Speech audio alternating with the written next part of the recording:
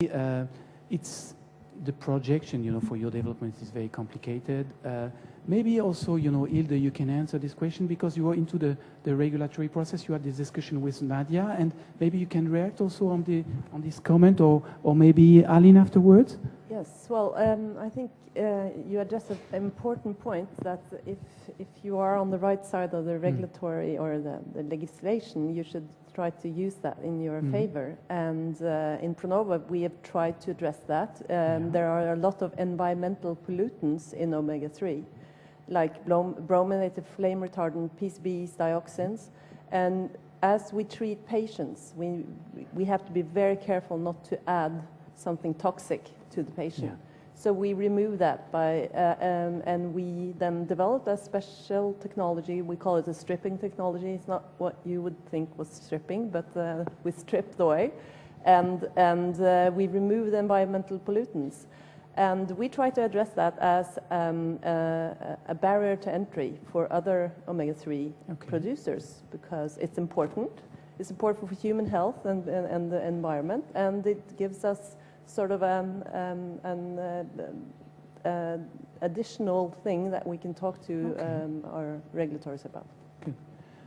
Maybe you want to add something, maybe.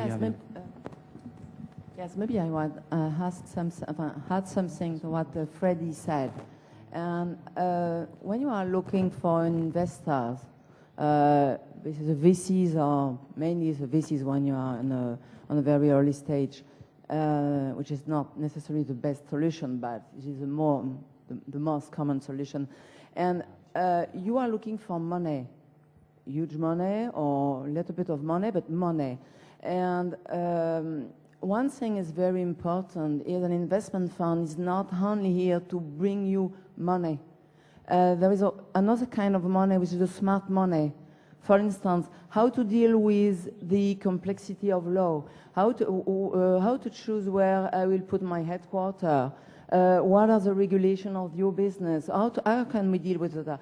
For instance, for my own business, which is an investment fund, I'm a French lady. My headquarters is for my main company is in France, but for the investment fund, I just choose Luxembourg. Why? Because they are more flexible. They are inside Europe, but they are more flexible. And for my own business, it's better in investment to be in Luxembourg. But maybe for your business, maybe it's a different place. But I just had something is, in one hand you need money, but in second hand, what is the use of funds? And when you use a lot of funds because you choose a wrong place, you have a wrong advisor for law or for tax reason. It's really something you have to deal with at the very beginning. And this is something an investment fund can bring to you. And that's what I call the smart money. And it is just smart money for smart mover. And it's not only to be very clever, it's just, if you want to succeed, to be smart mover. Okay, so that's one thing an investor can help. And for instance, for me, for investment fund, I feel smart mover because I've been in Luxembourg instead of staying in France for my home. Thank you. Maybe Nadia, you wanted to react on this. I wanted to answer Frédéric directly. Where are you? I forgot where you, okay. And to show you that Maria and I are not on the defensive when it comes to regulation. Where we get on the defensive, and I'm sure you agree with me, is when it gets ridiculous, to the point where you can't move, you are paralyzed because it hits you from every side, and there's nothing wrong into what you are doing. But regulation, of course, is an incredible protection for the consumer. It's a guarantee to our future, but I think it has got a bit too crazy. And I'll just give you one little example. Caffeine is an ingredient that is known to accelerate the circulation of the skin, okay, the blood in the skin. In Japan, you're not allowed to use this ingredient, which is safe, but they don't recognize it as a cosmetic ingredient. They only would recognize it as a food ingredient.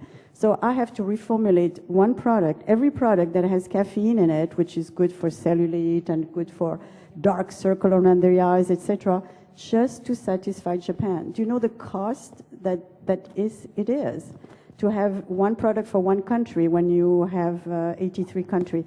So I am all for regulation because there's crazy people out there that otherwise would do whatever they want to do. They are my industry, which is very self-regulated. We do it without being told because we know that any mistake will be a disaster for us, and I'm sure in your business it's the same. So you take even more protection than they tell you to. But when it gets to the point where it becomes sheer bureaucracy, that's when I'm against it, and I feel very defensive. Maria, you wanted to have a comment. Frederic, I'm not defensive at all about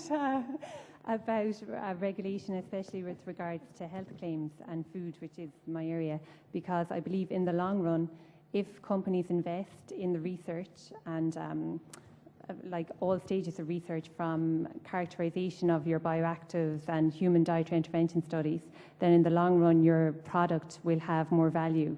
So I'm pro health claim regulations, but I'm against, as Nadia said, different groups outside of Europe playing to different standards. And I think really harmonization of standards globally would be a fair approach, you know. Also, it is, and there is no denying this, like if you're a small food company, a small SME, and you want to develop an innovative functional food ingredient, you need huge quantities of money and also the time length is quite long, you know, so it might hinder innovation in one respect.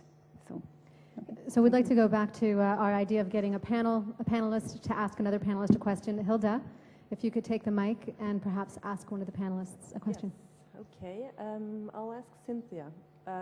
It's been very exciting to hear about your ideas, and to me, it seems like what you're describing is an industry in its infant stage, and it needs to get more mature. So what will it take to get the Nestlé's, the L'Oreal's, the Pfizer's of this world to really get the skin in the game? And because before they do that, I don't see a push in the industry. Yeah, thank you.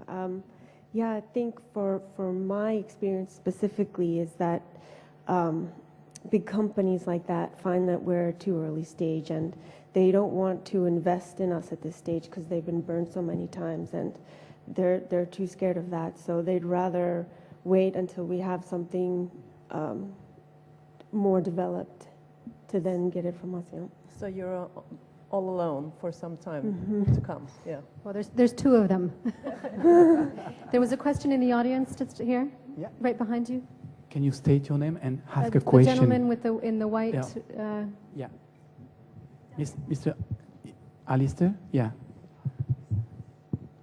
Yes, thank you very much. My name is Alistair Lane. I work for the European Aquaculture Society. I think my question is for Hilda, possibly for Inken, but I'm not sure you'll help me on that. This morning I heard when we talk about microalgae that there were something like 4,000 patents made over the last 3 to 4 years on microalgal strains, and therefore we mean then by the actual cells themselves. Innovation is not just about products. We measure innovation by patents. That's one of our indicators. But at the same time, the real innovation there with regard to microalgae surely comes from products and molecules that we can isolate from those strains.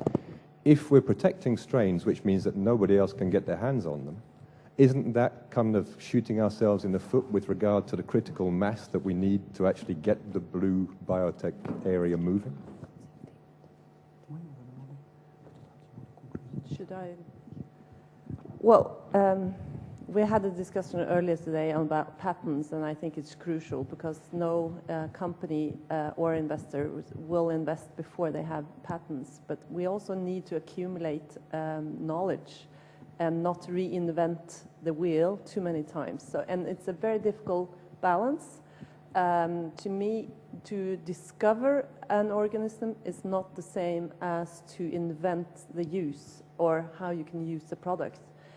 It's so much easier to just find an organism and describe it, but then you have to really find, well, okay, what do I do with this? And how do I make a product out of this? And that's, to me, where the innovation starts, and where you have 15 years of development. So research is one thing, but the development is so much more. And I think one crucial thing for the blue biotechnology is to acknowledge that, well, we have a large pool of companies and research areas that are looking for new lead compounds. But that's just the start. You really have to take one of the good ideas and not focus on 4,000 of them, but go with one idea and try to take it all the way. And if you want to go into the pharmaceutical world, you need to spend 15 years of this development. And before we can have some of those successes, I think we still will have some struggling in finding finance. Did anybody else on the panel want to address that question? Yes. In the cosmetic industry, of course, there are patents as well, but it doesn't have to be held for that long. So we are a little bit more short-term than in the pharmaceutical. And then what you can do is license that, and then it becomes like good for everybody, but then it's worth your upfront investment. A last question, maybe in the audience. Can you state your name? And if you could, possibly ask a short question, then we'll have a short answer. Cedric Ratz from Luxembourg. I provide corporate and trust services. Have you already considered the ethics products, meaning products for Muslim population, for example, like halal products? And halal products are involved in the cosmetics, food, pharmaceuticals, etc., etc. So a general question. Who would like to answer this? Maria. Hi. Yes, I think there is a market there for those types of products, and especially in the marine, there isn't the stigma associated with, say, fish-derived protein as there is with, say, agricultural-derived protein, But furthermore, also, prion diseases and things like that. That would be an issue in the food industry where marine protein would be a more preferable option to agricultural derived protein. I think, because of the BSE scare and prions and things like that, So it is an option, and it should be a market that food companies are targeting, So. Thank you. I'm sorry, in cosmetics, there are definitely niche companies that are addressing that particular market.